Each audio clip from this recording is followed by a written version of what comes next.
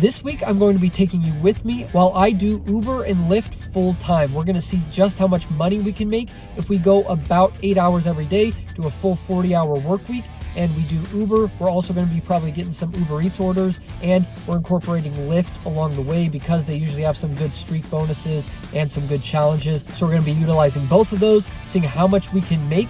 Today is Monday. I've already gone out for an hour and a half with Lyft, and I only made $25. So right now it is 5:10, if you guys can see that right there, and we're getting back at it. Probably gonna go for another 5 hours till about 10:10. We got another streak coming up with Lyft, and it's only like a $6 bonus if you complete 3 orders, but there's also a challenge going on with them, or if you do 20 rides, then you get $30 bonus. So like I said, we're doing Uber, Uber Eats, and Lyft, and we're gonna see how much money we can make doing that full time. I'm gonna go ahead, turn the apps on. Okay, we'll see what happens. It might not be that busy, but we'll see. So that was the original idea for this video. As I went throughout the shift, I realized that I don't ever really want to do Uber full time. It's just not worth it. And you'll see why I think that as this shift goes on. Just got a ride.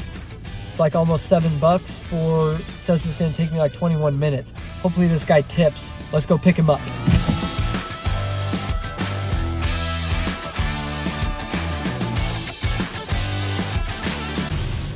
Traffic is definitely one of the reasons I hate going out at rush hour, and seeing that it's like 5:15 now, probably gonna have this for another 2 hours. But luckily with Lyft and Uber, you kind of get paid based off of time. So if it takes longer to get the ride done, then you'll actually get a little bit more money, but in the end, it's really not worth it because I think they pay you like 30 or 50 cents per minute. So really not that good, but at least they give you something, unlike DoorDash. What the heck just happened?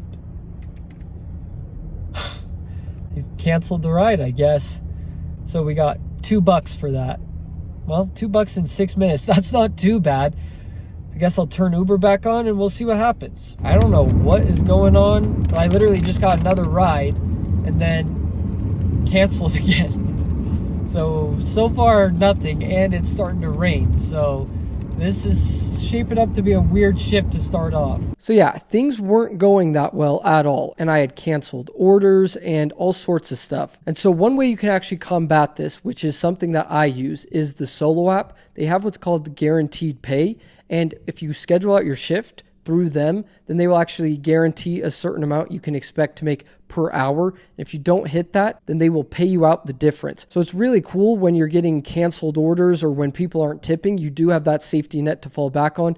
And most importantly, they track your miles automatically, which is something you are going to need as an Uber and Lyft driver.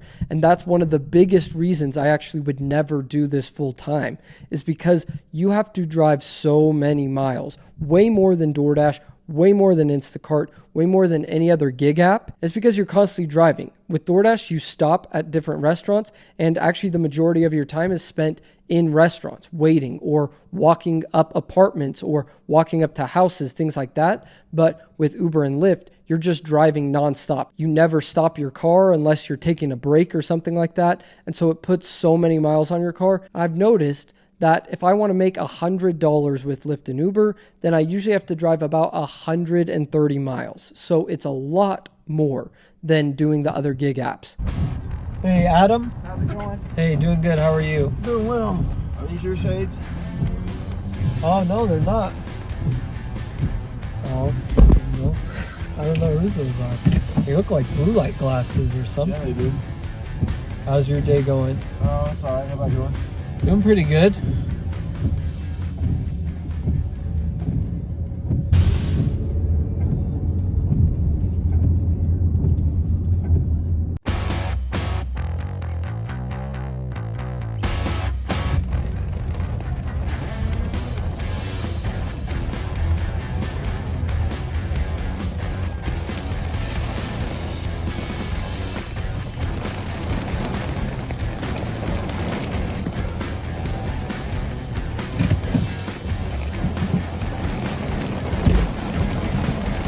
I didn't know it was 3 of you guys.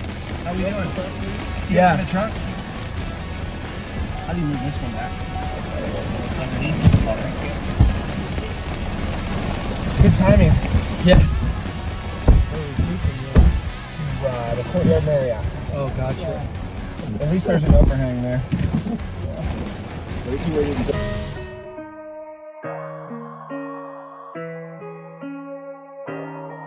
Just right here.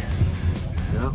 I pull on it I a was gonna little say, more. I was Yeah. gonna request that if you could pull under the cover. Yeah, there we go. Thank you so much. All right, yeah, no If you pop the problem. trunk for us, that'd be great. Yeah, I got you. Thanks a lot, man. Yeah.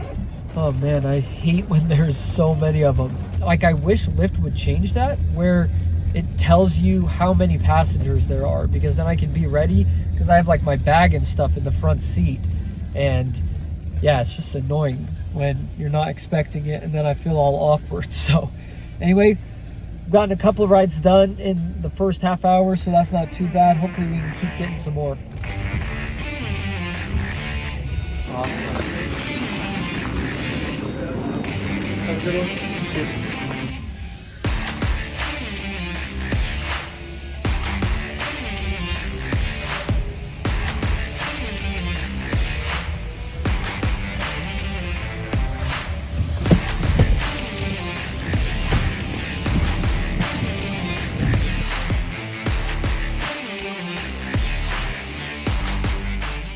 Well guys, we did a couple of Uber Eats orders, and now we got another Lyft ride. It's taking us to the airport, our first airport ride of the day. So we'll see how smooth this goes. Hopefully we get another ride, whether it's from Uber or Lyft, when we hit the airport and drop this person off. That would be great, and they usually pay out pretty well. As you guys can see, this one is like 16 something for, like, I think it's going to take us a little under 40 minutes, so not bad at all. We just finished our first hour, so this second hour could be really lucrative if we can get another one of those rides when we hit the airport. Let's go see what happens. We will rock you, rock you.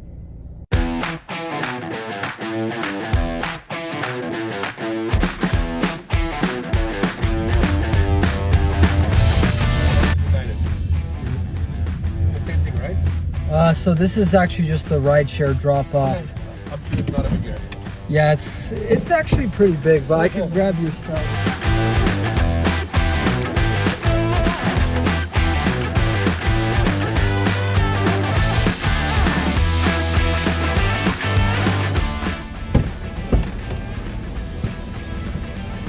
And also another reason is that it creates way more back pain than DoorDash. Because you're never having to get out of your car, you are just sitting there for your entire shift, and it makes things miserable. The most I've ever been able to really work in a week doing Uber and Lyft is like 25 hours. It's so hard for me to put in a full 40-hour work week because it just makes my back so tense, so tight, my hip flexors are hurting. And maybe that's just because I did DoorDash for 5 years, and so now me trying to do a lot of Uber and Lyft, it's just like been backlogged all those years, and it's really coming into fruition when I'm sitting in the car, not getting up, not moving around or anything like that. But that's just another reason why I would never do Uber or Lyft full time. So yeah, the bottom line is I would highly recommend using Uber and Lyft as just a side hustle, and only do it if there's challenges. Uber in my area doesn't really have many challenges ever, but Lyft does sometimes, or actually the majority of the time. They have challenge bonuses and streak bonuses, and so I would just do the bare minimum to hit those every single week if you're going to be doing Uber and Lyft. I know with Lyft it's usually about 40 rides you have to complete to get like the $110 bonus or the $150 bonus, and you can usually do 40 rides in about 17 hours. So that's kind of the sweet spot if you want to make the most for your time out there. But otherwise, I've found in my area, if you don't have those bonuses, then you're only going to be making about $17 an hour after gas. But if you are going to be doing it full time, make sure you download that Solo app, get that safety net, and make sure you're tracking your miles, because you're going to be driving so many of them. You are going to need that for your tax write-off. Otherwise, you're going to be paying through the nose in taxes and through the nose in car maintenance. So there you guys have it. Hopefully you enjoyed this video. If you did, make sure you subscribe. I have a huge challenge coming up, so you're not going to want to miss that. Hit that subscribe button, and I'll see you guys in the next one.